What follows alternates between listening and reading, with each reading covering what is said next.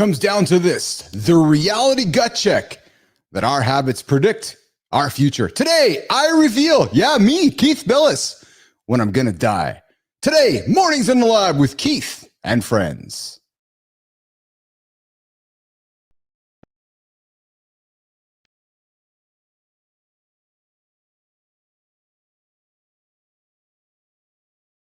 Welcome to Mornings in the Lab, where excuses when something negative comes up. Building muscle and food, blood flow. Nobody is expecting, Sean. If your lady's saying that, you're just being a super be entertained by fun over here. How if I slept? Has my sleep been good? Is that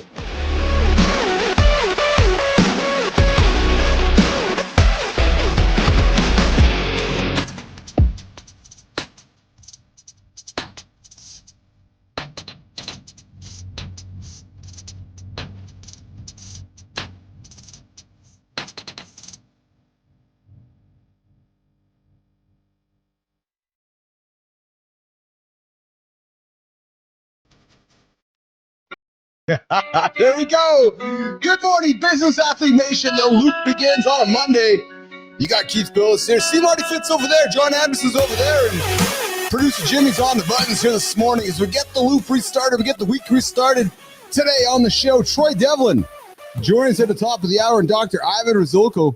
I think that's how you say his name. Coming here to talk about andropause. Yeah, not menopause. No, we do that for the other show, the women's show. We got andropause here today. Mornings in the Lab with Keith and friends. The only morning show to get your ass out of bed. Hey, listen, if you got kids in the room, I invite you to move them aside. Why is that? Because we might drop some words that might offend them. So put the headphones in, walk them out of the room, and let them know this is a show that Uncle Keith, Marty, and Johnny likes to drop some words that might offend the children. So invite them out, invite them in, whatever you got to do. They might even get hey, if you got a tip jar, put the tip jar out because some words are coming out they might like to hear. Good morning, good time. Good morning, LinkedIn user. No, I can't see your name here. Come join us on the YouTube screen there on the YouTube channel. Jimmy, let's bring in the crew here. We got Marty over on the green with the nice red headset on as always. Johnny's wearing black on black. Something with a black hat like myself. What's going on, boys? How are you today? How are you? What's going on, man? How you doing? I'm good. I had dinner with AJ and Melissa this weekend, boys. I should show you a picture. I went out, hung out with the big dog. How was nice. That? Yeah, I crushed a big pork chop. Hold on a second here. I made the right choice. It could have been burger. It could have been fried chicken. I picked a nice pork chop. What you think, Johnny, about the pork chop? Well, I guess it comes down to the origin of the pork chop. If it was an organic pork chop, pork's great meat. But you look at what they normally feed pigs. They normally feed pigs garbage, which means the fat in that meat is highly toxified, which is something we don't want to ingest. Quick side note, right? So Terry she goes to the store once and finds this pork on sale, buys a shitload. I'm like, I'll eat that once in like a month. So she ends up eating it, every day. Broke out in fucking hives. No kidding. Wow. No kidding. Marty, want to re-ask the question if the pork chop's good? No. I was going to say, ain't no organic pigs in Canada. I ain't never heard of that. No organic Canadian Yeah, I mean, pig. you got to literally know, you have to know the farmer personally to that son of a bitch to tell you, this hog is not eating out of the fucking garbage can. Well, anyways, I enjoyed a nice pork chop, Jack Dugan. I see you there in the comments. Good morning, Jack. I enjoyed a nice pork chop with our friend AJ and Melissa and my lovely bride Lauren. And boys, I had some cremini mushrooms, and I had a little bit of those potatoes that they chop into little slices, and they might call them French. I don't know. They just might call them that, but it was a good, nice meal. Scalloped. Those are scalloped onions. Is that correct? Scalloped onions, or scalloped potatoes. No, they're called French fries. Oh, that was an awful Jesus description, Christ. man. Yo, Johnny, what's up? Get your boy, man. That was an awful description. Well, I'm thinking if he's out to dinner, fuck, the place is right out to dinner. Who the fuck's serving French fries in a nice goddamn restaurant? Jesus Christ. Hey, so let's just set the right. Good morning, Mike McQuillan. I see you there, brother. I see you absolutely there, man. Good to see you here this morning. Mornings in the lab. Keith's getting raked over the coals for his pork chop choice this weekend. All right. So it was a nice restaurant. It was a $500 meal amongst the four of us. So we're not talking about and I don't drink and Lauren doesn't drink. So that just sets it into perspective there. Now I know you guys, that's like $10 American because that's like 500 Canadian, but so the one pork chop was a few $100, but it was nice food and it was nice. But so boys, it was mashed potatoes or it was fries. And AJ, I looked at AJ and the big dog said, "How about some fries?" I'm like, "Oh, it wasn't fries." So we had fries. There you go. And I'm sticking to it. How was your weekend, Marty? Were you building big back this weekend, Marty, or were you making good choices? Nah, I was chilling this weekend. I was making good choices, man. Were you? I didn't. Yeah, this was the first weekend in a while, man. I ain't have anything to do. Oh yeah. So I caught up on some rest. I had a little cold too, so I needed to. Oh yeah. For a second, so catching up with you. That. Yeah. Good on you. How about you, Johnny? I know you traveled down to see your daughter down there. You're in a nice little community in Southern California. How was the travel, brother? It was good. We're actually, I guess this should be considered the Central Valley. Yeah. A lot of farmland around us. But okay. Great weekend. We're actually headed home this morning. But yeah, we had a great time. We did the dress fitting on Friday because her wedding is right around the corner next year, and then spent some time with the grandson. So it was a lot of fun. How did the dress fitting go, brother? I know we talked on Friday. Marty and I, we were wondering how it was going to go, whether you were going to be involved in the experience, whether you had to stay out of the room, and Terry and the gang was doing it. Like, how did that all go, Johnny? No, it was actually, I was involved in this is actually number 2. So this is not the first. It's not the first rodeo, So yeah. So I was involved in the first one a little bit too. So I think the cat was already out of the bag enough. So this time I just went and grabbed a seat and watched her get up on a pedestal, and started measuring shit, That's fun. That's a lot of fun. Hey, we got Troy Devlin coming up here. We got Troy Devlin coming up later on the show. And of course, we got we also have our guest, Dr. Ivan Rizulko, joining us to talk andropause. I know women go through menopause, and Dr. Ivan talks about andropause. We're going to talk about that coming up here in the show as well. And then at the bottom of the hour, to Marty's chagrin, I'm going to reveal when I die. Sorry, Marty. Sorry. I know. Do what? I'm going to reveal when I'm going to die. And I know we're not here to talk about the negative. I know you don't like that bullshit. I know. But there's some fun within it all, because what I believe it does ultimately, regardless of one believes it or not, I think it just plays into what we try to do here on the show, is encourage men to make good decisions, create good habits. And when you're asked certain questions, when you do these fun things, Marty, it's provoking, right? You're like, all right, fuck, I won't have that extra pork chop and load of fries so I can live an extra couple of years. So we'll have some fun with that later on in the hour. But hey, boys, have you heard of the peak end rule? I wouldn't expect that you would have. I learned about it last night. I was quite fascinated about it. You know what the peak end rule? Have you heard about that before? Hold on. What did you say? I missed it again. My shit is still choppy. So it might not be Elon, because I'm not on Elon's network right now. What did you say? What is it called? Have we heard of what?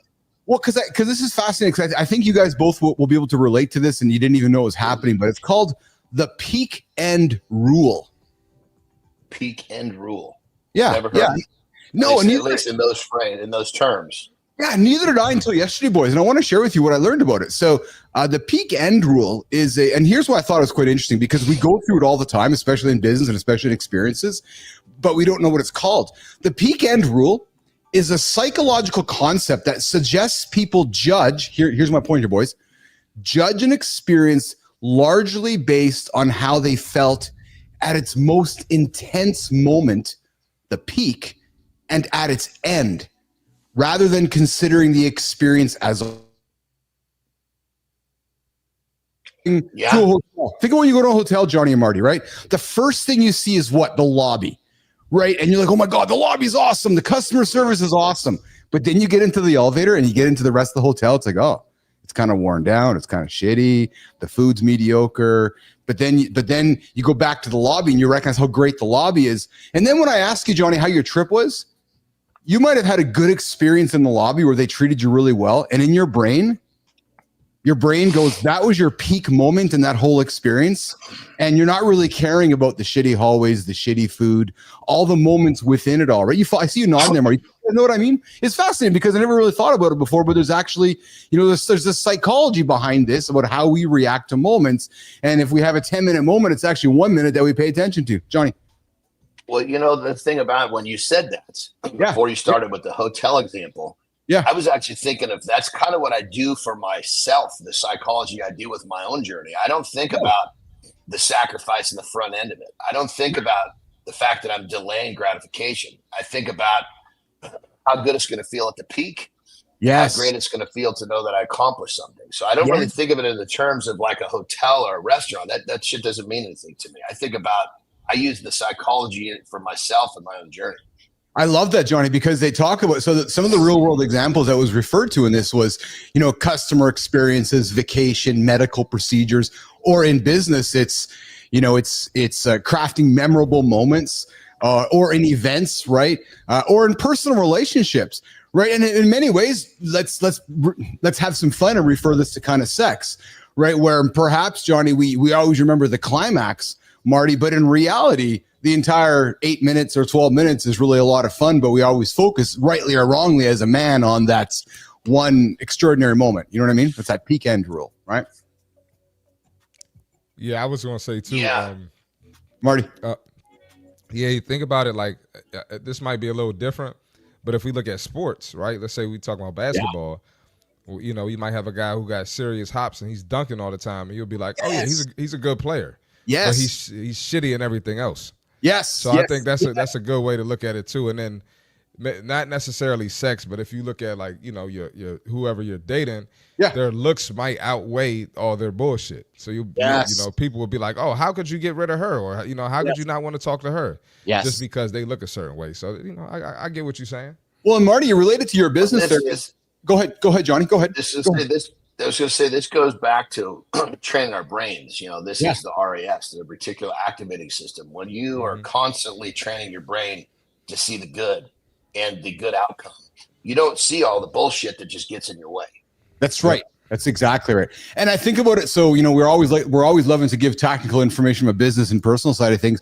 From the business side of things, Marty, I think about your gym, and Johnny, I think about back when you had your gym, right? Somebody coming in, meeting you or meeting the facility for the first time. And Marty, you're treating them really well. You're signing them up. You're making sure they're feeling really comfortable there. And then they might be there for a couple of weeks and they might be having some mediocre experiences, but because you made them feel very good, when I ask them about the review of Gold's Gym, like, "Oh, it's awesome, man. Marty's great." Even though there's been 10 other moments that sucked, but that one thing you made them feel really good, that's really what counts, right? So I found it quite fascinating when I was reading about that, and I thought it really kind of related to practical applications that we like to talk about here in the lab. All right, coming up, Dr. Ivan Rizulko coming up here mornings in the lab. We're going to talk Andropause, boys. We're going to ask Doctor about what his morning routine is, and then we're going to get into a little bit of who he is, and then we're going to talk about not menopause. No, even though it's a man's show, we're going to talk Andropause with Dr. Ivan. Marty, Johnny, let's go take a quick 60-second break. I'm going to do the accountability check-in, and we'll bring Dr. Ivan and keep the show rocking and rolling. And then at the bottom of the hour, I reveal when I die. Let's do it, Jimmy. Yeah. All right. Here's what I have to say to you, Dr. Jack, or Dr. Johnny Dugan. Yeah, or Dugan. Ears perk up. I got something for you, brother. You didn't run out of time this year. Nope, you wasted it. Harsh? Oh, yeah. Oh, yeah, baby. It's harsh. Sure. But here's the reality. It's still the truth. Most people listening to this right now are going to wait until January to reset. Not Dugan. Oh, no, he reset it a few months ago. He's down 48 pounds because of this show. And those folks that wait until January to reset, that's why they stay stuck. So listen, I'm going to invite you to ears perk up and tune into this. If you missed your 2024 goals, ask yourself this: what did I avoid? What habits held me back? Audit these three areas. Do these three areas before 2025. Here we go. Number one, your numbers. Where did you gain or did you coast? Number two, your relationship. Amplifiers or anchors. And number three, your habits. You got good habits that you build. You got good bad habits you want to break. Listen, the calendar and the circumstances don't stop you. No, baby. It's those choices that lead to habits. And here's the question you have to ask yourself. What will you choose to do differently in 2025? Hey, it's just around the corner. Just over there. Yep, 2025 is coming up before you know it. You can't stop Father Time. Oh, yeah, we're going to talk about that later on in the hour when I reveal when I die. All right, Jimmy, let's keep it going, brother. Let's keep it going. All right. We have somebody here this morning who is joining us from, who knows where he's joining us from. We're going to ask him where he's joining us from. We got Johnny joining us from California. We got Marty coming up here in a second. And we got Dr. Ivan Rizulko. Dr. Ivan. Good morning, brother. Hey, what's up, boss? How are you? How are you, man? Good to see you here on the show this morning. I'd like to introduce you to John Anderson and C. Marty Fit, a.k.a. Christopher Martin. Rock and roll, guys. Hey, doctor, What's going on, man? Yeah. So, Dr. Ivan, I think you're joining us from Miami, eh? Yeah, Miami Beach, man. Yeah. Super nice. Yeah. Yeah. So you've been up. So we got the proverbial question we ask every guest on the show here, which is, what is your morning routine, Dr. Ivan? Oh man, it's usually exercise, fasted cardio with some amino acids, and kind of pool duty out here. I'm a huge fan of swimming. Minus the hair, as you can see, it's a little crazy right now. I just got out of it, so yeah. All good though, man. All good. What time's the alarm go off, Ivan? Our alarm goes off about 6:30 or so. Oh, so quite late. Quite late actually. I usually go to bed late, but I'm up all day, so everything's pretty good. And has that been a routine for you that you've had for forever? And I ask you these questions, Ivan, because we're a morning show. We're a morning show to help guys get their day started. We're a morning show to help guys not hit the snooze button. And in our experience, guys are always leaning into guys like you and Johnny and myself and Marty for what works best for us. So do you wake up naturally? Do you use the alarm to get up, or did light get? No, 100% naturally. Usually when the sun's up, I'm up. And my biggest thing is sleep. Sleep's extremely important, so I try to get the correct stages of it. So I take a lot of different stuff before bed. I actually take my sleep routine much more religious than my my actual pre-workouts. So we use a lot of secretologs to help with IGF formation. We use a lot of different things to help with the different stages of sleep, both delta and REM. So I'm more about a quality of sleep versus quantity. So I go to bed pretty late, but I get up semi-early, so I get about 5 to 6 hours a night, and I've never felt better. So, Dr. Ivan, can you lean into that for a couple minutes about sleep and those things that those supplements you take for sleep, and when did the light go on for you in your journey, recognizing that sleep is actually the most important thing that we can do for ourselves as humans? Well, I tell everybody, I just turned 40 this year. I was actually in Antarctica for it. It was great. But the biggest thing is, once you hit a certain age, you have to make sure you're getting REM sleep and actual delta sleep. And again, I apologize for the hair, man. I just got out of the pool, so it's a little bit crazy. But the most important thing is, I've slept about 13 and a half years of my life. That's how important it is. So you really have to dwell on the actual quality of it. And one of the biggest things that's produced during sleep is IGF-1, or growth hormone. And that's kind of the most important thing when it comes to healing, regeneration, and repair of your body. So not only your mind, your body, your energy, your sexual health, your mental clarity. So the most important thing is definitely making sure you get enough of that produced throughout the night, that when you get up, you feel awake. And I guess you wake up feeling refreshed, ready to rock and roll. Yeah. How do you track your sleep, Dr. Ivan? Basically how I feel. But no, the biggest thing is I always use the Oura ring. I mean, as legitimate as that is. I do like it, but I always say, your best gauge is how you feel in the morning. You should wake up feeling refreshed and with a clear mind. That's Johnny Anderson's motto as well, which is how he's feeling. Johnny, when you hear some of the things Dr. Ivan's talking about, any comments on that, Johnny? Yeah, I mean, I think when it comes down to it, is you hear me talk about it all the time. I'd love to hear the doc talk about it. Is the body is sending you signals all day long, and when you wake up and you feel refreshed, you might have slept even less. A lot of my clients, I get them dialed in with nutrition. They start sleeping better, and they're like waking up before their alarms, and they're like, I'm not sleeping as much. My first question is, how do you feel? Do you feel refreshed? They're like, yeah, I feel great. Well, good. Well, guess what? We're creating time for you now. You're sleeping more efficiently because your body tells you everything you need to know. You just got to learn how to listen to it. Yeah, exactly. Dr. Ivan, I find sleep is a fascinating topic. Marty and I have talked about it many times on the show here. We live in a society that appears to be bred around FOMO, just a fear of missing out. Oh, I'm going to miss this, going to miss that, going to miss this. I don't want to sleep. I'll sleep when I'm dead. Yet science keeps suggesting to us that the more sleep we have, the healthier we are, the longer we live. And I'm here to reveal at the bottom of the hour when I'm going to die. So talk about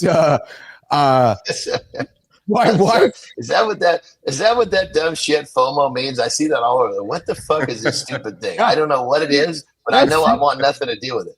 Is that what that means? Finally, after all this time, I'm looking at that and I don't give a shit. Fear of missing out. It's exactly what it is, Tony. For people that are too fucking lazy to get up and get their shit done, be afraid of that. Get up in the morning and start kicking ass. You don't have to worry about that dumb shit.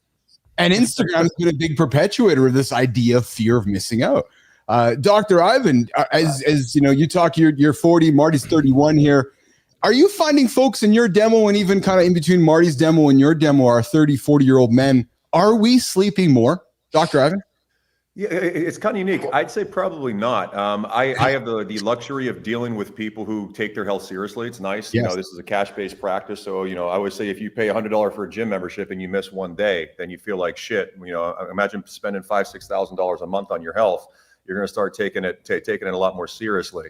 And it's kind of unique to see too. You know, I always sit there and say quality is always more important than quantity. Whether it's, you know, women you've been with or sleep you get. So the most important thing about that is making sure you're actually getting quality when it comes to the sleeping aspects. And that's why I think, you know, people need to start taking sleep nutrition, sleep health a lot more important. I mean, it's almost more important than pre-exercise nutrition. And as long as you do it properly, you don't need 8 hours. And again, a lot of these studies are based off of unhealthy people who they study who just have shit lifestyles. So, you know, everybody now is a lot healthier. So therefore, you don't need as much sleep as you know, as the average bear. And I think that's why I think, you know, when you wake up feeling refreshed, that's the best gauge of who you are. Same thing with the scale. Never look at the scale. It's about, you know, how you feel, how you look in the mirror. You know, weight loss is bad loss. You want fat loss. So it's just kind of getting through these social norms of you need 8 hours, you need to be this certain weight, and just kind of understanding your body's your best gauge. And if you want to start to perfect it, you jump into diagnostic testing and really start to, I hate the word biohack, but you start to really kind of figure out how your body works. And sleep is probably the most crucial aspect to it, sleep and hydration. You know, it's funny, Dr. Ivan, as I'm hearing you talk and I'm watching Marty nod, and I'm watching Johnny nod, and I myself am nodding here. Yet, you know, this show continues to have success because men tune in wondering what the magic pill is, Dr. Ivan. Like, I'm seriously, okay, so what's the magic pill? What do I need to do? And you're like, oh, go to sleep. Pretty much. Again, it's crazy. And luckily enough, you know, when it comes to the anti-aging industry, the wellness, regenerative, whatever you want to call it, I was kind of one of the forefronts here. I've been doing it for 14 years here in South Beach. We've, you know, developed all kinds of unique protocols that are used nationally now. But there is no magic bullet. And I tell everybody the most important thing when it comes to any type of healthcare program is your diagnostic testing, because my program is different than yours, is different than his, is different than his. And it's crazy to sit there and see, especially men now. And again, you know, we're doing a lot with Andropause. And again, Andropause is the male version of menopause, which nobody really understands. Is the aspect is not just testosterone deficiency. It can be everything from adrenals to IGF, which is growth hormone. It can be iron issues. It can be mercury toxicity. It can be candida. There's a whole shit show of stuff that can be going into the actual system to kind of make you not feel your optimum. So, you know, with all my patients and myself, I mean, I spend more money on my diagnostic testing, perfecting everything about it, because I don't want any toxins in my system. I want my hormones optimized and my nutrition on point to live to 120, which is my goal. Yeah, yeah. So, Dr. Ivan, today we're chatting with Dr. Ivan Rizulko, and you know, you recently recorded an article about men's menopause that what's being referred to as andropause. Let's talk about andropause for the next few minutes here, Doctor. First of all, what is andropause? So it's literally what it sounds like. Andro is basically the sex hormones for men and women. But when they start to decrease over age, which usually starts around 28 with men. But again, that's a very light number this day and age. You're seeing a lot more people come in with andropause in their 30s just because of the lifestyles we lead, addicted to, you know, TVs, not going out, not being very active. It's kind of going in two divergence. You know, there are people who are really investing in their health and getting healthier. And that's why you see people who are in their 50s and 60s who look like they're in their 20s, but we're also going the exact opposite way. I always find it unique when I go home and you'll see friends from high school who haven't really left or really taken care of themselves, and they look like they're 60 years old. And you're like, holy fuck, you know what I mean? Like, what's going on here? I see that at my age too. Yeah, right. Yeah, it's crazy. And, you know, it's a situation to where, you know, as long as you stave it off, and sleep, hydration, nutrition, and stress management are the four things that are, you know, basically free and everybody can follow. And then you start sitting there and actually getting into the weeds.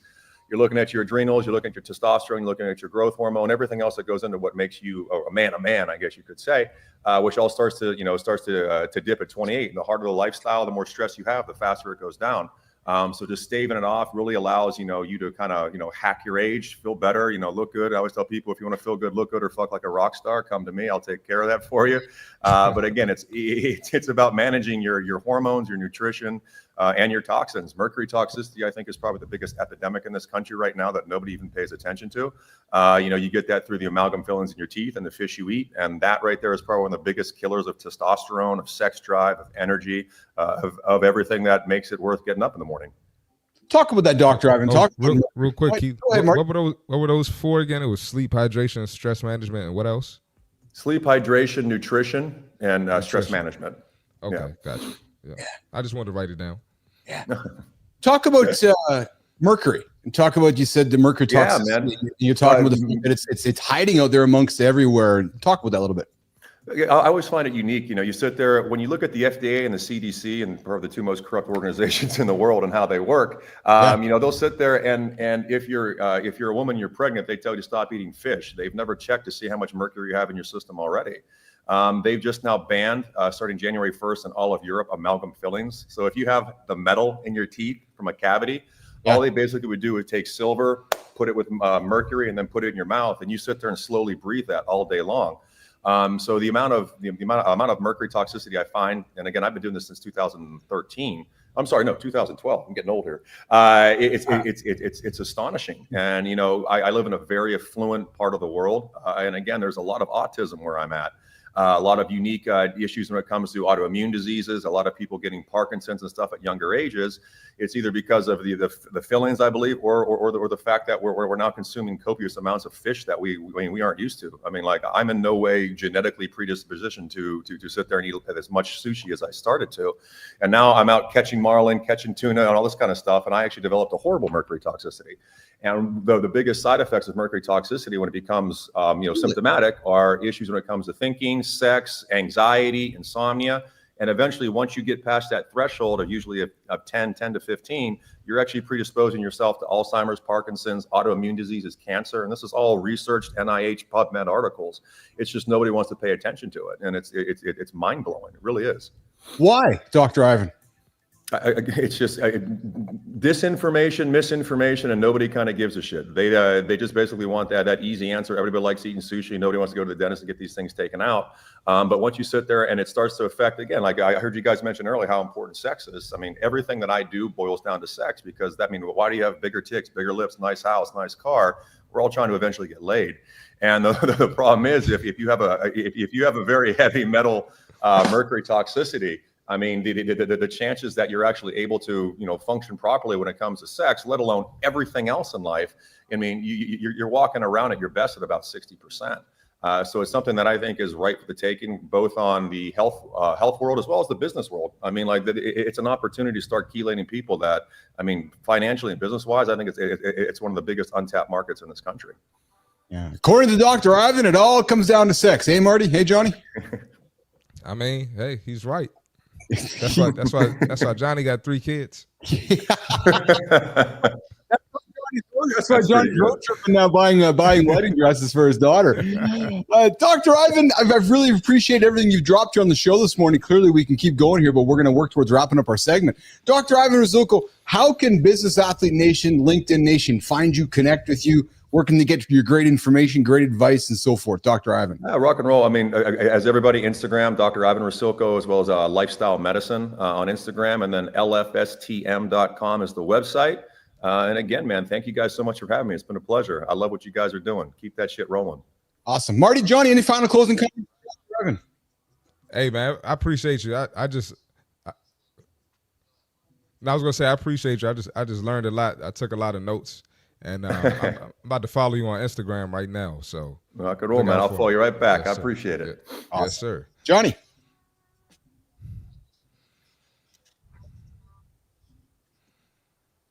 Hey, man, straightforward, no bullshit. Well, Johnny, and I'm suspecting many of the things that Dr. Ivan's talking about, you talk to about your clients as well, right? I'm suspecting many of this.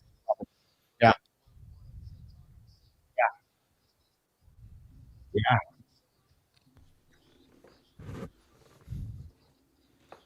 Yes. Yeah, yeah. Exactly. Well, and what I find about it too, boys, just before we keep going here, is what Dr. Ivan talks about, and John, what you talk about daily is the accumulative bad habits that have beat up on us over the last 20, 30, 40 years, right? So Dr. Ivan, the mercury fillings, the eating food with mercury in it, nobody's really paying attention to as an example. And then all of a sudden we wake up 30, 40 years down the road going, oh, that shit's having effect on us, right? Dr. Ivan?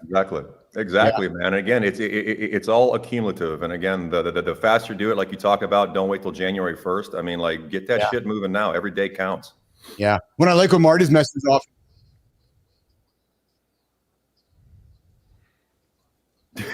Yeah. Oh my, yeah. The food is fucking terrifying. Wow.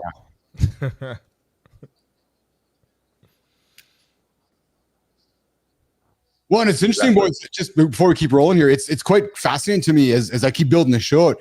The information I'm getting more and more about ultra processed foods, especially since well, especially since you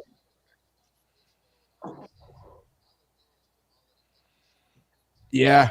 Again, yeah, especially since we've been talking about it, how much it's affecting us human beings, this ultra. And you know, I don't even know why we call it food, eh? It should be ultra processed something, not food. Soylent Green, man. We're living there, dude.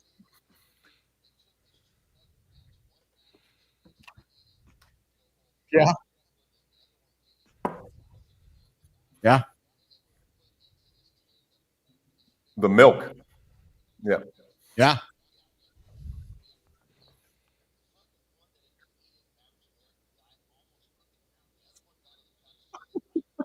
Jesus, that's crazy. Terrifying, man. Oh man. That's crazy. All right, Dr. Ivan, we're going to walk you out. We're going to keep the show rolling. Marty, you're up for Fit Tip. Johnny, when you come back, your horizontal feed was not on. So you want to come back with the horizontal feed, that would be great. And then we're going to come back and I'm going to reveal when I'm going to die. Yeah, true story. And then we got Jory Jansen coming up to talk pooping. So Dr. Ivan, in about 15 minutes, we're talking shitting. And then top of the hour, we're going to talk napping as we work towards wrapping the show up. But Dr. Ivan, I appreciate you, brother. You come back, hang out with us again, okay? Yes, rock and roll, man. You, man. All right, take care. All right, Marty, you're up, brother. Get after it, pal. Even though you're feeling under the weather, you're still showing up. I love it. I'm good, man. I know you are. Come on, Keith. I know.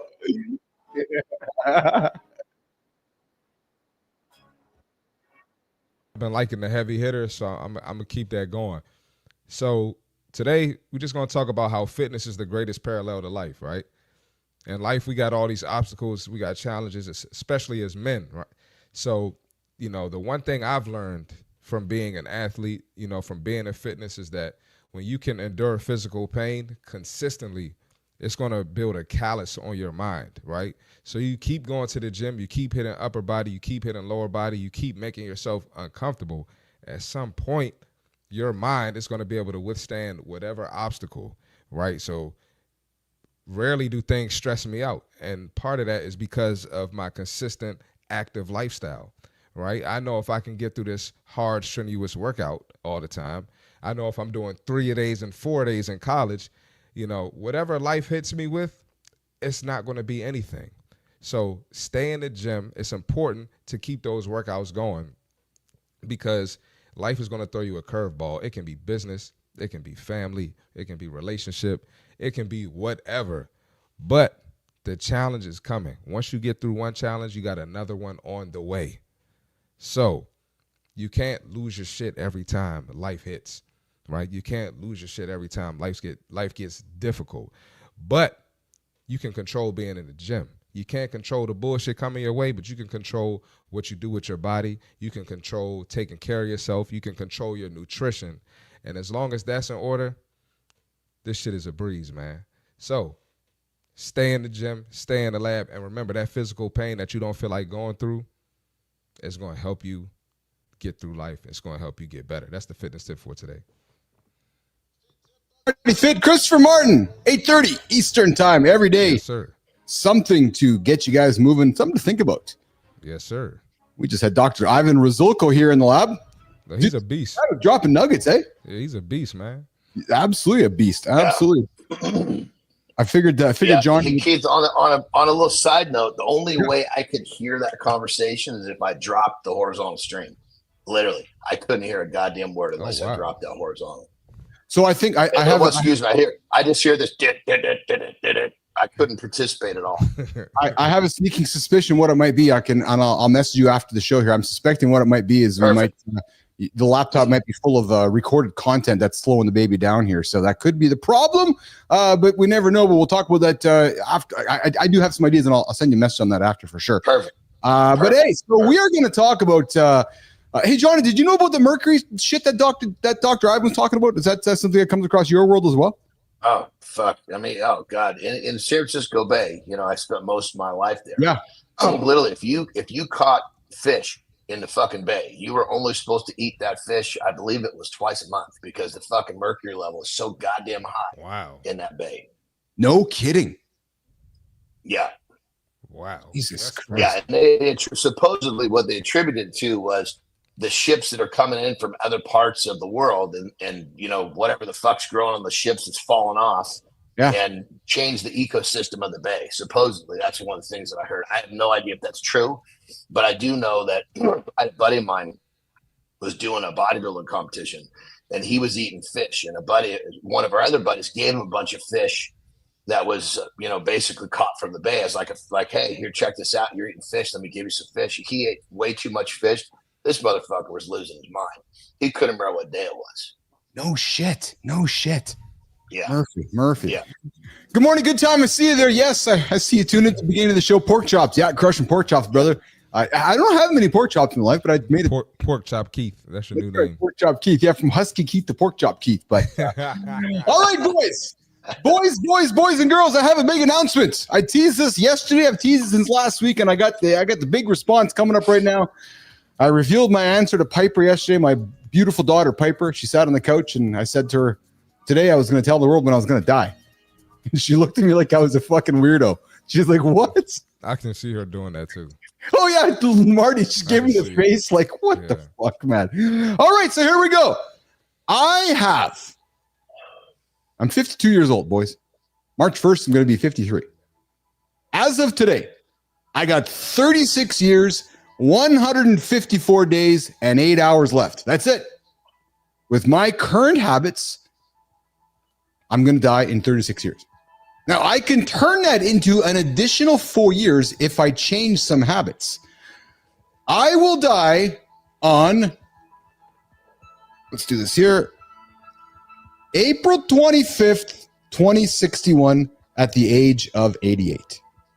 So mark your calendars. I know my buddy Marty's got some tears welling up in his eyes because he's concerned that Uncle Keith's going to leave him. And I'm like, Marty, we got a lot of time, brother.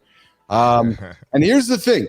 If I adopt better, yes, good time. Exactly. What the fuck, AI? I know. Honestly, I don't think Marty's crying. I think he's like, my little buddy Keith is buying into this dumb shit. Is what I think Marty's thinking. I think this is fun shit for the show. If I could.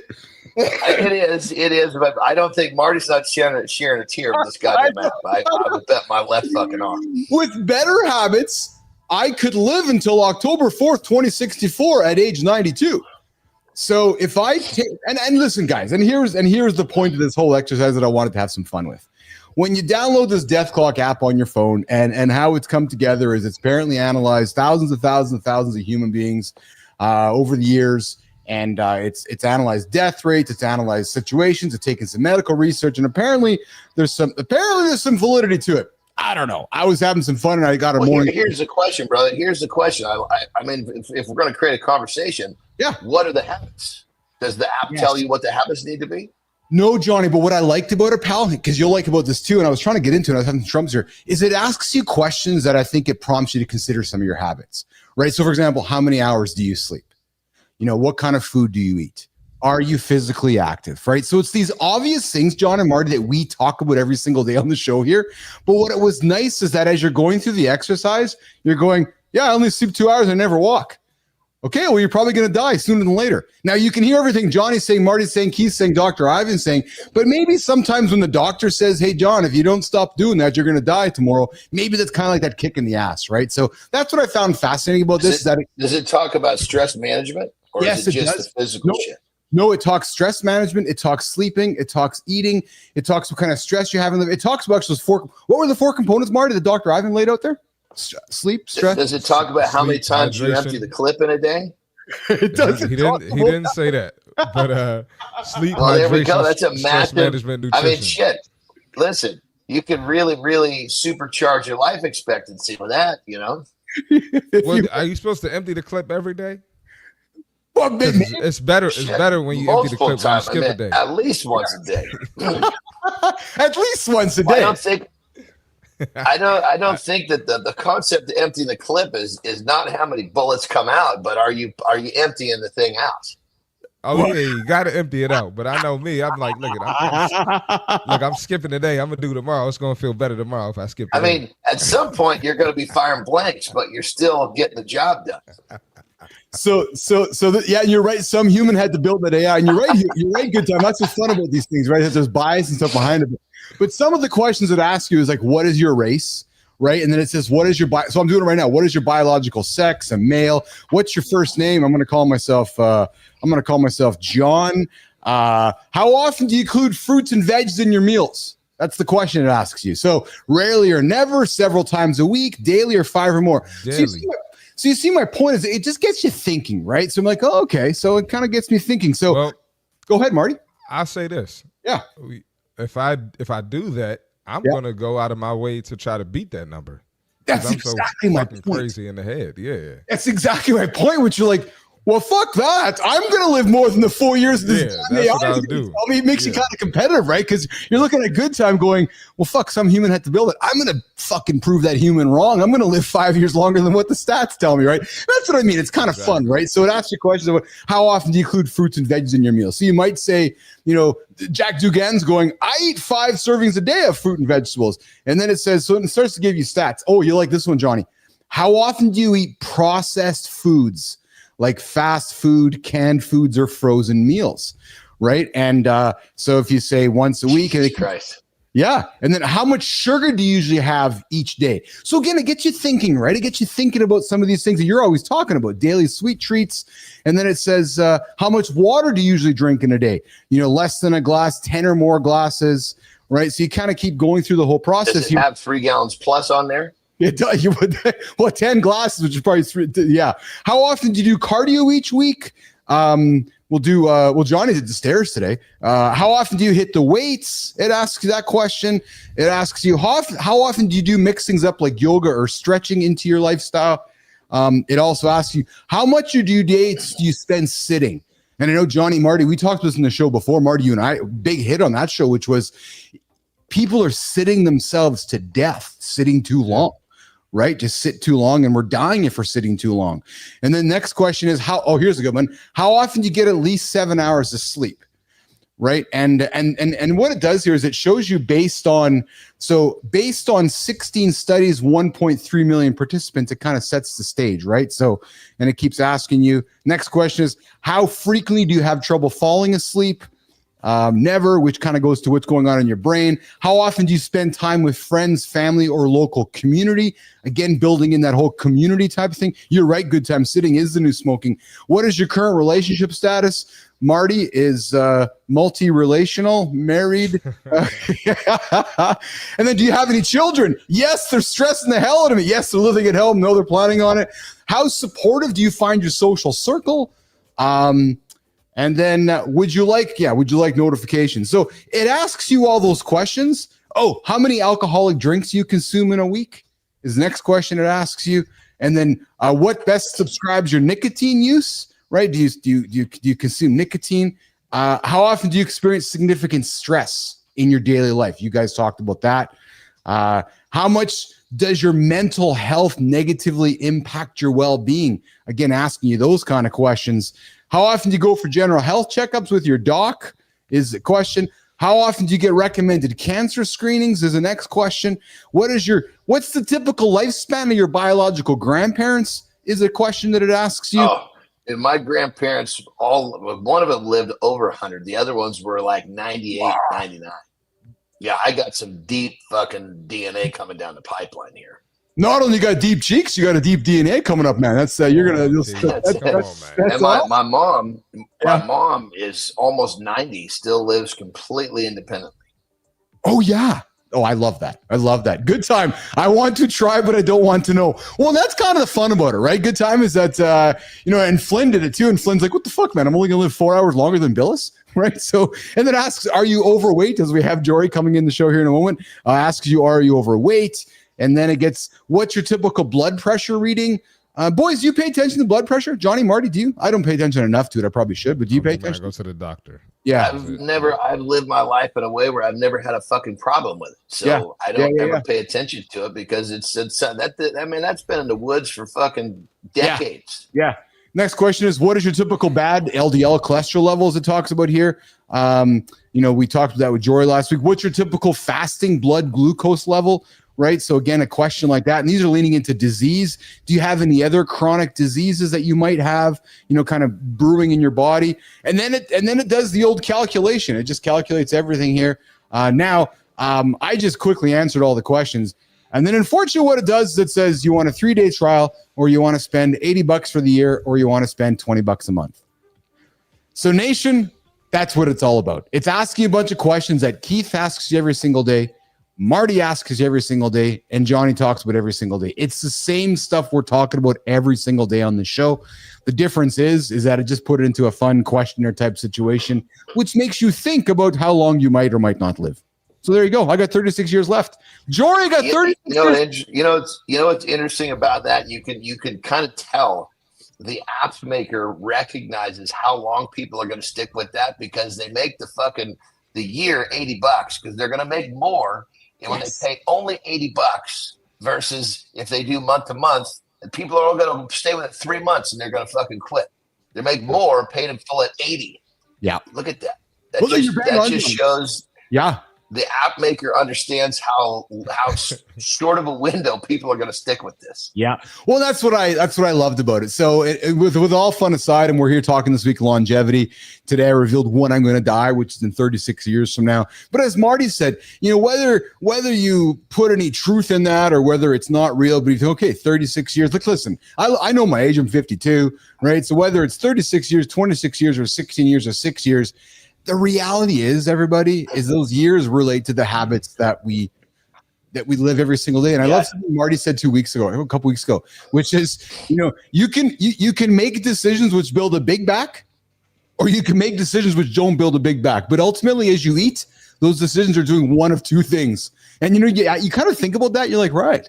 Or you see people you haven't seen in a long time, and 3 years or 4 years go by, and they're like, oh, those pants are fitting a little bigger on them than they used to 3 years ago, because they just don't even know it, right? It just kind of happens.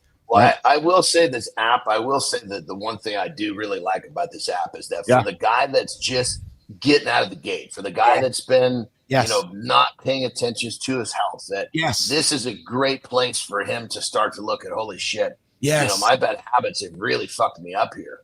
And to have something that reminds you, because a lot of times people do this shit in denial.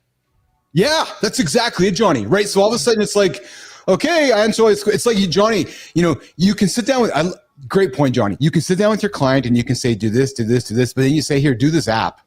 And it's like a gut check punch, because they're like, holy fuck, Johnny, I didn't realize all these bad things have turned my gut into the way it looks, and why I look the way I look, and why my wife's not having sex with me. Like, it's just a pointed, accumulative results that come up there. So anyways, a fun experiment. We're going to talk about it throughout the week. Tomorrow, we're going to talk about what is killing you. And then the next day, we're going to talk about how you can kind of create some new habits and so forth. But this week's all about longevity. Speaking of longevity, we got Jory Jansen in the green room. We're going to talk pooping coming up in about 90 seconds, 60 seconds. Depends how long Johnny's lifestyle tip is. Johnny, you got a lifestyle tip for us before we can bring Jory in and talk about pooping? Let's go. Let's do it. Let's do it. All right, here we go. Get off the damn screen here, everyone. All right, check this out. You got to remember this. Most people think things are difficult only because the people around them have convinced them or programmed that things are difficult.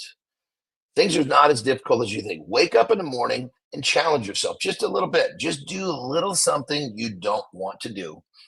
And it could be as simple as going for a few-minute walk. It could be simple as reading a few pages out of a book. Just challenge yourself to do something that is difficult every morning, and you are quickly going to realize that the things that you think are difficult, the things that you're not doing because you think you can't, are very doable. And it all starts with one simple step. So remember, you only think that the shit that you need to do to get what you want is difficult because the poor bastards around you have convinced you it is, and only because that's what they believe. And remember, the man who believes he can and the man who believes he cannot are both correct. All right, Keith Billis, John Anderson, see Marty Fitz. Mornings and Alive with Keith and Friends, the only morning show to get your ass out of bed, 8 o'clock Eastern time, right here. If you're new to this channel, I invite you to like it, subscribe to it, follow along, tell your friends all about it. Congratulations, good time. Just went to a wedding and my suit was too big. I love hearing that. So I guess the walking is helping. It's absolutely helping. But you know what's also probably helping, good time, is your regular shitting schedule. I bet you that has a lot to do with it. Today we're going to talk about pooping with our friend. Good time had a big back suit. That's it. Yeah. Good time had a big back suit.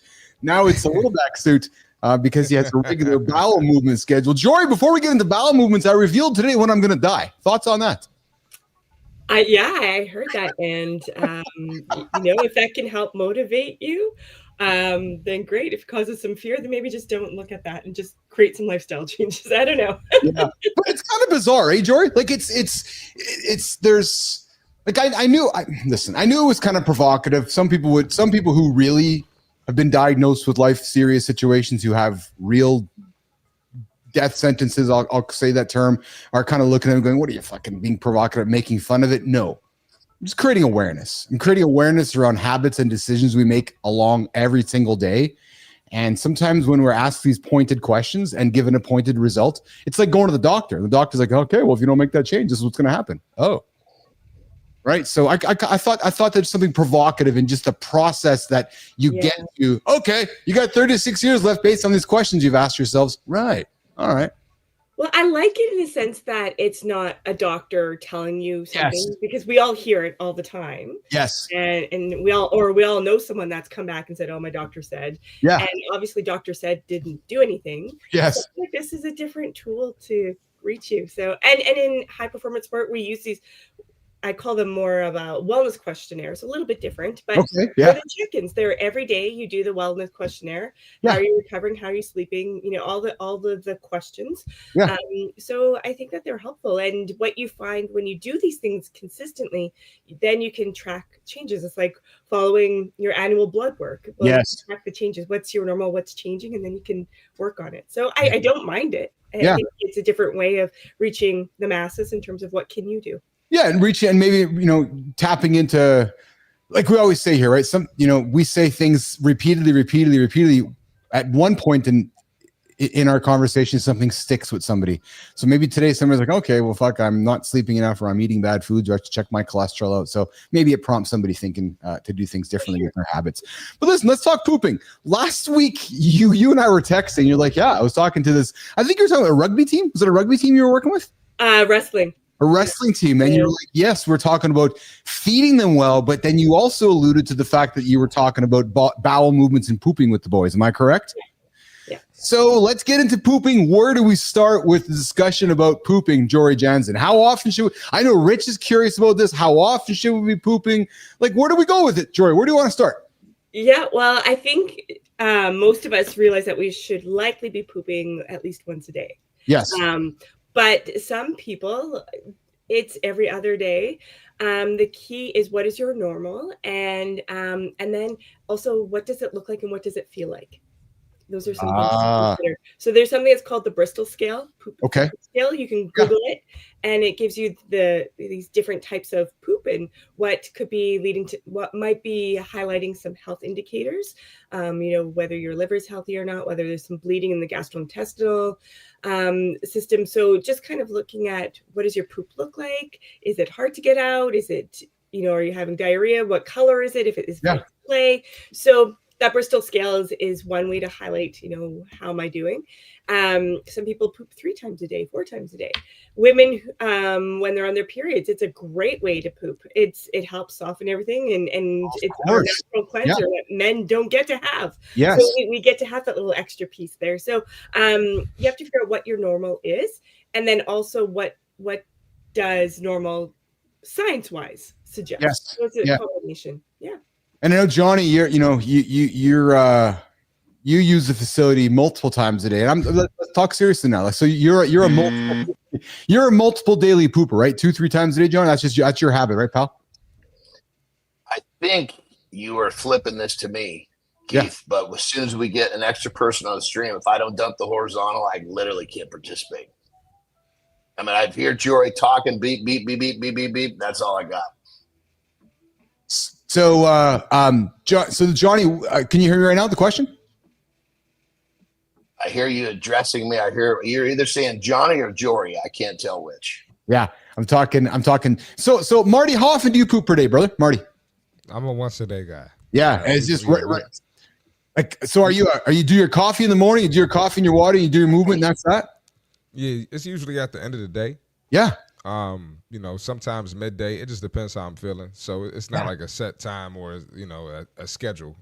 Johnny has a schedule. I'm not like Johnny. But it's funny because I do too. Like I'm very regulated. I drink my coffee in the morning, my water in the morning, and then it's like clockwork. And Jory, is that normal? Like when you talk about the wrestling, is that normal? Yeah, that's one of the ways to keep things on track is to have a routine.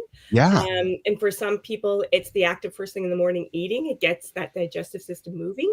So then you're gonna, in a little bit of time, have to go to the bathroom.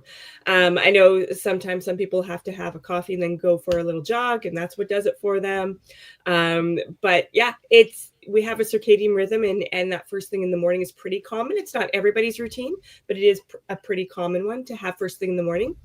And it depends on when most of your food is coming in too, because that's what that stimulation. So if you're not eating first thing in the morning, then maybe you are going to be later in the day when things start moving along. Right.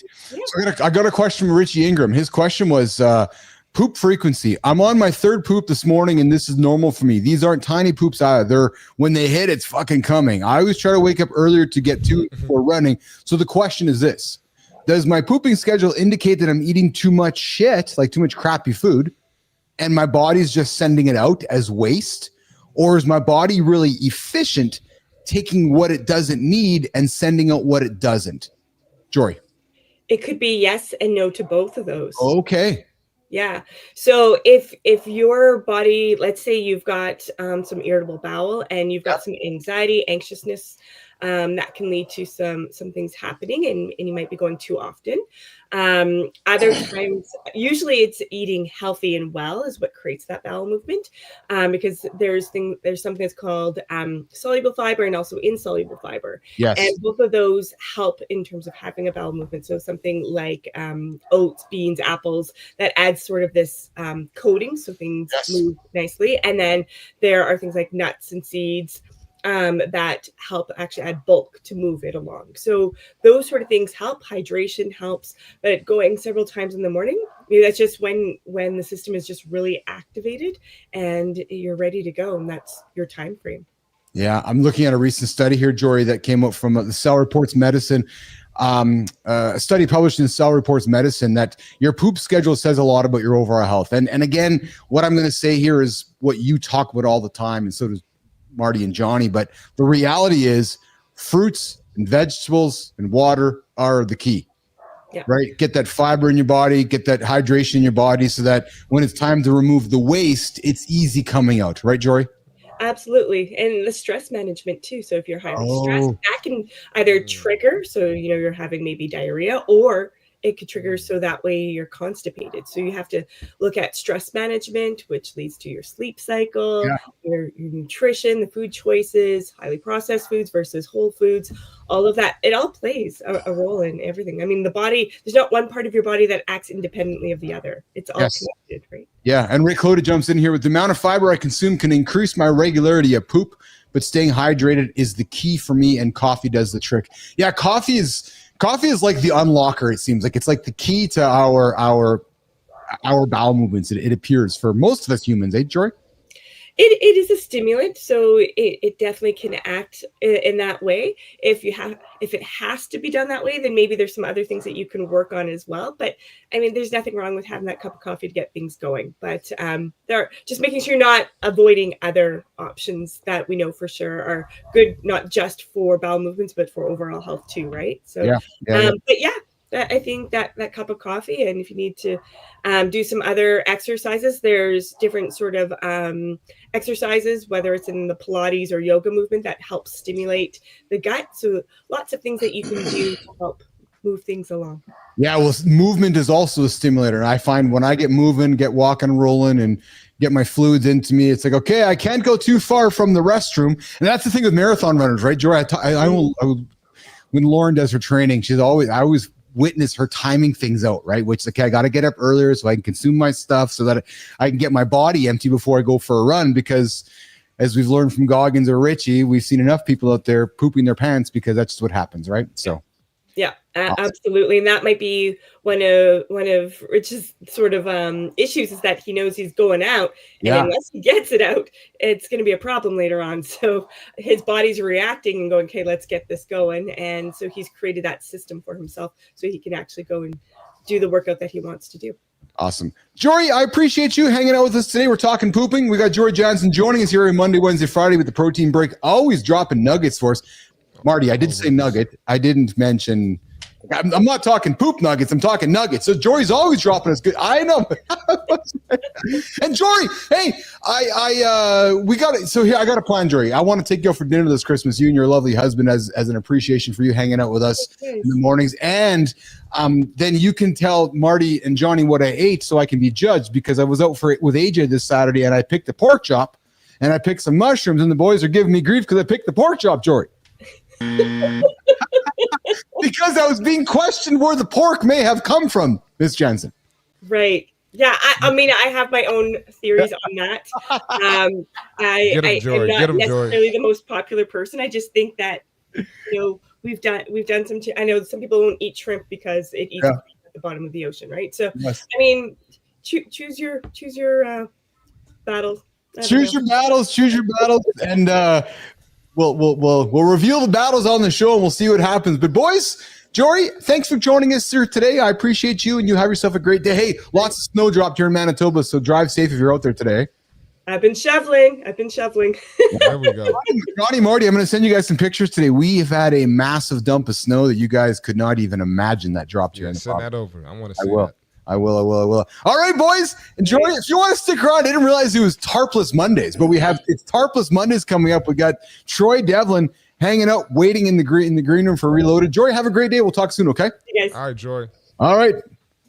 Boys, the first hour is done, and I'm bringing the bagpipes in for Troy Devlin, who forgot his shirt. Marty. I love it. Oh yeah, I love it, man. I'm thinking we should take our shirts off. It's funny because I was gonna bring the robe down today, but I'm thinking Troy's like, no shirts, man. I don't know about that. Yeah. It's are you saying me not to take? Fuck, I'm taking my shirt off right now. We know you're a bodybuilder, Keith. I know exactly. I don't want. Hey, I don't want to embarrass. We don't want to embarrass Anderson right now on the show.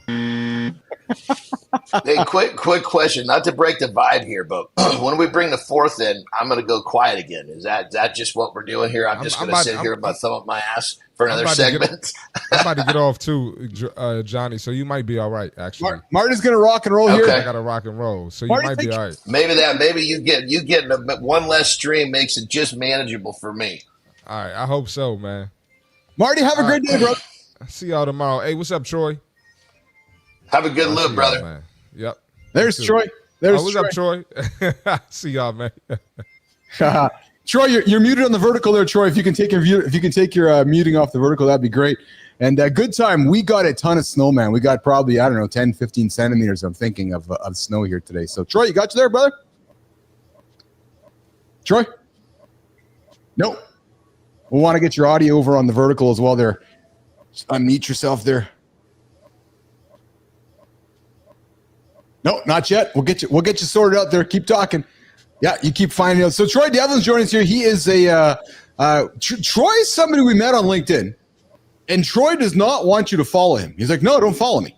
But then you're like, oh, I'm good. I got to see why I don't want to follow this guy. So we met Troy on LinkedIn, and he's going to join us here in a few moments when he gets his audio sorted out there. I see you on the horizontal, Troy, but I see you on both streams, Troy, but I don't have any audio on your vertical there. If you want to, So Troy, that means switch to your vertical tab and then hit the unmute button, because you got to hit unmute on both tabs. So go to the horizontal, then you'll see the mute, hit that, and you're good to go. John Anderson dropping tech advice here on Mornings and Alive with Keith and Friends. Yeah, because I had the same trouble, man, that first time. Like, God damn, I thought I unmuted myself. What's this guy talking about? I didn't realize that you got to do on both sides. Oh, yeah. Hey, I guess we'll when he gets it figured out, we'll keep on going. That's it. Hey, Johnny, Jimmy has a suggestion for you. He's like, hey, maybe suggest to Johnny, mute your vertical and use the horizontal sound instead. That might. No, I don't think that'll. It's okay if I'm muted on one. Is that okay? Yeah, no, Jimmy, we won't do that because I don't know how it's going to affect the after part here of the show here. So, because I'm on vertical and I can hear Johnny on the vertical here. So, but that's good. We'll keep the show rocking and rolling here when Troy Devlin joins us here in a second. Hey, Johnny, are you? So we talked this last week, and you have talked a little bit about napping. You're a napper, right? Like 12 minutes, 10 minutes, 15 minutes. You try to grab naps where you can, eh? Back to our first segment in the regards that I get up really early, right? Yeah. And many times if I get to bed on time, I'll have the sleep I need, or maybe I don't have the sleep I need from a poor night's sleep, maybe a bad dream, or maybe I just don't get to bed on time. So how I feel when I wake up tells me how important that nap is going to be. Yeah. Sometimes it might be just literally 5 or 10 minutes. Other times it might be 30, but you give me a 30-minute nap, man, I'm waking up fucking supercharged. Yeah, I can relate to that. I gotta. Hey, Troy, do we got you there, brother? Nope, not yet. So good time. I'm going to take you off there, Troy, for a second. Yeah, 100%, brother. So good time is it true nap should be 20 minutes or less? Well, listen, that's a great question, good time. So I have a little presentation here that I pulled together here, doing some research on napping. And because I know I talk with Johnny about this all the time. We talk about it on the show.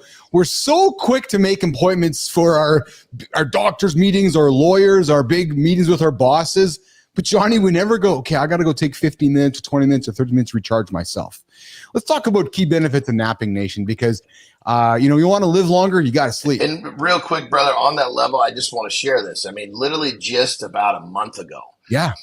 We were traveling. We're always moving around. And yeah, I went a series of days without getting my nap, and I realized, okay, I need to move getting my nap higher on my totem pole, because the quality of my life and even my focus for my business, my relationships were all suffering because I wasn't totally recharged here. And so I realized if me carving out somewhere between 5 minutes and 30 minutes is going to give me a better version of me, that's a pretty fucking simple concept. And so it just comes down to you making it a non-negotiable. Yeah, it's so true, Johnny. And it's funny because, I was talking here in the show, I know when I'm going to die. Right. And you heard the questions that it asked. It talks about sleep and your lifestyle choices, and good time is like, is it true that nap should be 20 minutes or less? Well, if you'll see here, good time, I'm not expecting you watching. We'll talk it out here, good time, but the optimal nap duration, so this study, I found this study, and I apologize, I don't have the details. I forgot to pull the link up with the details, but the optimal nap duration, 10 minutes, most effective for improving sleep latency, fatigue, vigor, and cognitive performance, 10 to 30. Recommended range for mood and cognitive benefits, under 40, maximum suggested duration. So you don't want to go more than 40. You don't want to go less than 10. Johnny kind of said it best to keep things simple. I think you want to kind of lean towards 20 minutes or so. Hey, Johnny? Yeah, your body will kind of take what it needs. Yes, it's like exactly. I lay down, the perfect world is I can lay flat. Sometimes I have to be kind of reclined in a chair. Yeah. And those are always going to be a little suspect. But if I'm laying down, sometimes it's like, I wake back up and I'm like, shit, I don't even know how long that was. But I feel what I need to feel. Yes. That's what's important. That's what's magical, like, Johnny. When you have a nap and you wake up after your nap and you feel like you've slept for hours, then you look at your watch or you look at the clock and you're like, oh, I've actually been sleeping for 11 minutes. 12 fucking minutes. Yeah. And it's fun. I like when you create that feeling of awareness, because you're like, holy smokes, I feel like $1 million after that, right? So here's some of the risks of excessive napping. Good time. Reduce sleep drive, right? So long naps can decrease sleepiness in the evening, potentially leading to insomnia. And here's something else to talk as well, Johnny, but real quick on that level, hold on. I want to interrupt that real quick. The guy that says, oh, if I nap in the day, I don't sleep at night. His sleep quality is so fucking poor. He's not sleeping no matter when it is. So when you get your sleep quality up, you can take a nap and go fucking right back to sleep at nighttime. Yes. It's just falling asleep is so difficult that you have a hard time. I mean, when I go to bed, I lay my head down. It's Jesus Christ. I don't think I could count to 100 before I fell asleep. Yeah. I'm with you there, brother. I've never really understood the old, if I sleep too much during the day, I'm not going to sleep at night. I myself personally have never had that challenge. So when I hear somebody talking about that, I'm like, well, then maybe there's more going on with your sleep habits that you should be able to sit down 20 minutes, close your eyes and wake up again. And those poor bastards aren't fucking sleeping much at night anyway. No, not at all. You're absolutely right. So some of the risks of excessive napping, and here's one that I found quite striking, Johnny, is that naps over 60 minutes may increase the risk of type 2 diabetes and heart problems, right? So again, nation, if you're going about your day and you're chalking up 60, 90 minutes of sleep during the day. And hold on, that I have to imagine that is applying itself to the motherfucker that's too dormant. I would think so too. Well, when you look at the study details, hey Johnny, researchers analyzed data from this research came from 35,000 participants aged 40 to 69 in the UK, right? So examining genetic variants associated with regular napping, and the results were. Well, then the question would be, how many of those people exercise regularly 30 minutes or more and eat roughly properly? If those two, does the study talk about that or no? No, I don't know. I haven't dug that far into it. But then it says the key results were, a link was found between habitual daytime napping and larger brain volume. The difference in brain volume between regular nappers and non-nappers was equivalent to 2.5 to 6.5 years of aging. In other words, if you're napping properly and getting the proper rest and getting the proper sleep, John Anderson, you're going to increase your lifespan by potentially 2.5 to 6.5 years. Yeah. Right? So, yeah. 100%. I mean, there's so many studies that back up if we're not getting adequate sleep, we're taking our life expectancy away. I mean, that's one of the reasons why later in life I've given my sleep a lot more attention, because I realized, holy shit, this is an easy way for me to stretch shit out. When I was younger, I lived in a way it's like, okay, I need to be going wide open here, and some shit's going to get sacrificed and I can get away with it. But as I get older now, I'm like, okay, the goals are shifting a little bit. Yes. And, I've created this great space in life with this wonderful family. Now some of the goals need to be to stretch this motherfucker out. Yeah, dude, I can relate to you, man. 100%, right? Where it's like, okay, I was joking earlier about FOMO. It's okay. I don't want to sleep because I'm going to miss out. I got to go to the bar. I got to go do this. I got to do this. I got to go meet those folks. I don't want. Hold on a second here. Go sleep an extra hour. Go sleep an extra hour and a half. You might gain an extra 10 years of your life. Right. So it's like, well, and then when you go and meet those people, you're going to be a different you. Yes. Right. So I'm with you, pal, as I've aged, and that's why I'm loving this show and I'm loving this purpose, which is I'm hoping that, we affect guys like Rick Clody and Good Time. We're like, yeah, you know what? I'm going to try to get an extra hour of sleep today because you know what? I'm 52, I'm 55, I'm 46. I know it's only going to help me out. Well, the crazy part is, brother. Yeah. Most people are cutting into their sleep because after 7 or 8 p.m., they're doing shit that's not really, they're wasting that time. That's why 8 o'clock is my bedtime. I shifted that. I've been going to bed at 8 o'clock most of my life, unless I was wrestling, because of course sometimes I wasn't getting in the ring till 10 p.m. Yeah. What I'm getting at is that at 8, the time that I was wasting in my life was after 8 p.m. Yes. Yes, you had that awareness, right? You're like, what the hell? I'm wasting my time or I'm making bad food choices. So you're like, you know what? I'm just going to go to bed, right? It's basically what you said to yourself.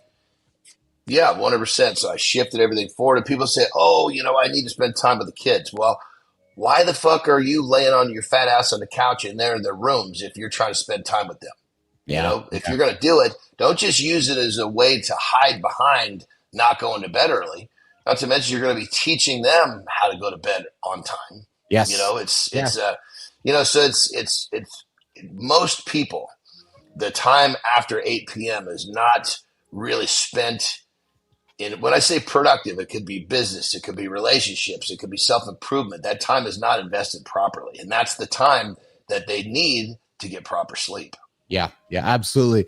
And good time is my bedtime is 8:30ish now. You know what I love about that good time is that not only do you publicly state that, but you can look in your own mirror and you can see the results. You're putting your suit on, you're feeling better about yourself. You're probably mentally feeling better about yourself. Like, again, I hope as we continue to build the show, people are just napping more often than ever and sleeping better and so forth. But some alternatives to napping, Johnny, is taking a walk, addressing stress, improving nutrition, and optimizing that night's sleep. But here's the reality. Summary, the art of the perfect nap. 10 to 40 minutes is ideal nap minutes. I think, Nation, you want to try to find 20 minutes and just lay down and get your head settled. I think if we're gonna pitch a time, I would say if you can find that 15 to 20 minutes, it's not a lot, and you can get a huge benefit out of it. Yes, exactly. And try not to do it over 60. Good time. I wouldn't do over 60. And Will Wright is saying, how many hours do you get per night? Well, Will, I can tell you right now, myself, Will, I get around, I can tell you, I probably get around, 5.5 to 7 hours of sleep per night. Not as much as I would like. I know I function probably better on closer to 7 to 8, but truthfully, I don't, 5.5 to 7 works well for me. What about you, Johnny? What do you get per night? I mean, that's a great question. I mean, when it comes down to it, most cases, like this morning, I was awake before my alarm went off at 2:59. Yeah. Right. Yeah. So it's, when people say how many hours are you sleeping, they're talking about the quantity. When realistically, what we need to be doing is have a conversation about the quality. Yeah. Yep. So if I look, great question, Will. Right here's I'll continue here, Will. So your question was how many hours? I can tell you, Will, over the last month, I've got on average of 6 hours of sleep per night. Right. So, and that works quite well for me. And over the last here's what's good, Johnny, too. Over the last 6 months, I've been averaging 7.5 hours of sleep, which I really enjoy. And Johnny, I'll tell you this too. My average over the last 6.5 months as well, my heart rate when I'm sleeping, Johnny, between 47 and 59 beats per minute. Yeah. Well, I mean, and here's the thing too about just to kind of connect naps and bedtime. Yeah. Right? So using myself as a perfect example, like there are times when I'm with friends and family and I'm not going to go to bed at 8 o'clock. I'll stay up till 10. Yeah. Which means I'm still going to get up when I'm supposed to, but I'm going to give myself a larger nap time because I know that nap is not just a refresher for the day. I'm actually trying to pick up some lost time sleeping that night. Yeah. And Will Wright comes in says, I get 7.5 to 8 hours. Yeah, that's good for you, Will. I'm glad you found the time that works for you and you stick with it. And you're right, Will. Quality is absolutely important. And good time. Never take naps. Want to start trying? I would really encourage you to try good time. It's the first few you're kind of gonna go like, I don't know if I really enjoyed that, but once you get into a rhythm of it, it's a pretty powerful thing. It's kind of like fucking meditating because you lay down and all of a sudden your brain starts. I got to do this. I got to do that. In many cases, I'll fucking count myself to sleep in a nap. Yes, just like I count myself into my meditation. Yeah. It's or I'll go into a state of gratitude because when I start thinking about shit that makes me feel abundant and happy, my brain starts releasing the chemicals that relax me and I slip right in there. Yeah, absolutely. So I can say I'll probably have a nap this afternoon. I'll probably grab I know I'm going to go grab 20 minutes sometime on the couch here. And usually, Johnny, what I do is once post is done down here and all the work is done in the lab, I make my way upstairs into the house. Which I'd say around is at noon, 1 o'clock Central Time here. And then it's like, okay, I'll go find 15, 20 minutes before I start the rest of my day. I thoroughly enjoy it. And Lauren, that's a great point, brother, because how do we give some people advice on how to do this? Well, if you've got a lunch hour, right, go to your car, Go to your car and just lay the seat back, and you'll almost develop a circadian rhythm for your nap. It's like your body knows, like you're just describing. There's a certain time you go up to the top of your house, you get your nap. Your body will figure out about 11:30. You eat something and you take a quick nap, and you'll fall asleep right quick. Yeah, it's so true. The power of routine, right, brother? The power of routine. Yeah, 100%. My lovely bride coming in with Johnny. I love this, right? I wonder what 38 BPM means during my night sleeps. Johnny, there's sometimes her heart rate, I swear it's like she's dead. It's because she's in phenomenal shape and she's found a way to keep herself very relieved of stress. There's, cortisol takes that heartbeat, starts speeding that son of a bitch up. Yeah. It sounds like with you described your heartbeat, you're either having really, really exciting dreams or really scary dreams.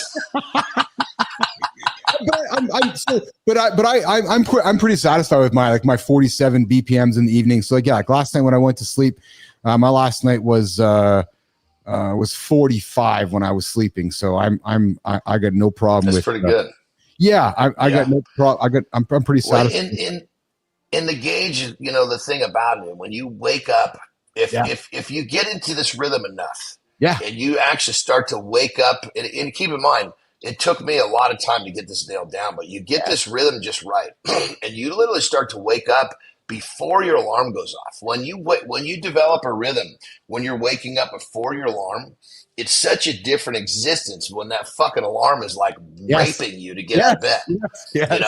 Just feel. I mean, there's been times that alarm goes off, and I feel like I'm just getting straight up sodomized. I'm like, what is going on here? This is not the way I want to wake up. It's true. It's so true. I love those nights when I'm sleeping and I get up to go for a pee, and I look at my watch and I'm like, oh, I still got 2 or 3 hours of sleep left, and it's like your brain's like, yeah, baby, go back to sleep for a few more hours, right? That's a wonderful. Or even when you get up to take a piss and you look and you're like, fuck, my alarm's going off in 2 minutes. Yes. Because you kind of wake up to take a piss. You're like, well, shit, let's just roll. That's exactly right. Like you're beat it by 6 or 7 minutes. Like, yeah, baby, I'm ahead of the day already. I love that feeling, right? I love that feeling as well. So, and Will Wright's coming in with that's awesome advice. I appreciate you, Will, for joining in on the show here. I see you coming in on the Facebook side of things. Hey, if you haven't already, I invite you to like our YouTube channel, subscribe to it, and so forth. And tell your friends about the greatest morning show to get your day started here with Keith, John, Marty, and the whole gang here. Mornings Alive with Keith and Friends, 8 o'clock Eastern time. Jimmy, let's work towards wrapping up the segment here, brother. We're going to do it with Johnny on the show here. We're going to do our community corner. We're going to do our creator spotlight. And we got somebody here who is a mental fitness coach who's doing some inspiring daily peace. He has joy with practical. Yeah, he's a mental fitness coach, Johnny. He inspires humans with daily peace and joy, with practical tips on clarity, resilience, and purpose. And on a day where I thought that, on a day where I revealed when I'm dying, I thought that we would celebrate this guy who's getting to inspire people on peace and joy. And this guy helps you build a better world for yourself and your loved ones. He's all the way from the greater Milwaukee area. He's the director of leadership development and strategy at 5 Star Energy Services. He designs and implements initiatives to enhance the capabilities, performance, and well-being of his employees and leaders in the utility sector. He's got a master's degree, Johnny, in school counseling from Monmouth University. And in addition to his role at 5 Star Energy, he runs a personal business offering mental fitness coaching. You know, we believe here in the lab, right? It starts up in the brain, gets into your motion before it gets into your body here. So I know that this fellow is going to resonate with what we're talking about here. And he helps individuals build resilience, improve focus, and achieve their personal and professional goals, always seeking new opportunities to leverage expertise to contribute to the success of the organization and the utility industry. So Jimmy, Johnny, let's take a moment here while I get my buttons set up, and we're going to celebrate this person here for Mornings in the Lab with Keith and Friends. We're going to take a quick moment to celebrate this morning. Rick Clody, power naps are amazing. You got it, Rick Clody. They are amazing. This morning, Jimmy, Mornings Alive with Keith and Friends is going to take a moment to celebrate this morning's Tim Dexter. So, Timmy, we are celebrating. That's Johnny down there. I'm Keith Billis. That's John Anderson. We are celebrating here this morning, Mornings Live with Keith and Friends, where we take the big-ass morning show light and shine it on somebody on the platform to say, hey, we love what you're doing. We love the messaging you're putting out there. We love the humans you are helping so we can celebrate you, then invite you to our show to take the big old creator spotlight light and shine it on somebody else who you might want to celebrate here in the lab.